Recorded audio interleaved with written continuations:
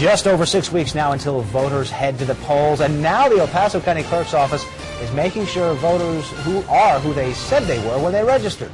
Good evening and thanks for joining us. I'm Don Ward. And I'm Shannon Brady. As a crackdown on voter registration fraud, the El Paso County Election Office launched its investigation today. They're looking for voters who aren't legit. 11 News reporter Lori Martin is live now at the El Paso County Election headquarters. And Lori, the county clerk and recorder says sometimes this fraud can happen during voter registration drives. And Bob Balling says that oftentimes it's these groups that hold these voter registration drives, and sometimes these groups will support one particular candidate. Let's call it candidate A, for example. And if you fill out this form right here and show that you support candidate B and give it back to the group, Bob Balling says that sometimes this piece of paper will not again get to his office.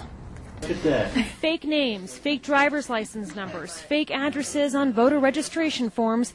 El Paso County Clerk and Recorder Bob Balling is trying to get to the bottom of it. If you let one person who's not eligible to vote, it just canceled out your vote. He says his office just launched an investigation. They've already found a dozen applications with false information on them, voters who lied on registration forms. For years now, and it seems like every presidential election year, we have the same old thing.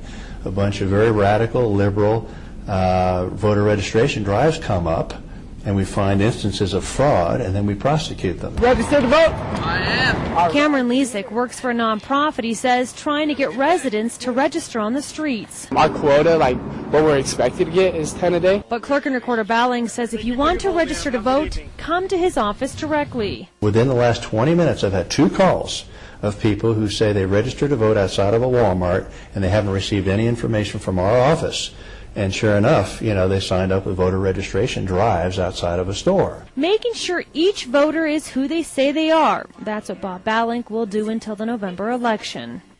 Now, Democrats in Colorado have registered thousands of new voters in the past few months, and political analysts say that's really going to help the party out come November. But whether or not these newly registered voters are Republicans or Democrats, Bob Balling says they're going to be investigated. Back to you. All right, Lori, thank you. And Bob Balling says anyone who has any doubts about their voter registration status should contact his office. The number to call, 575-VOTE.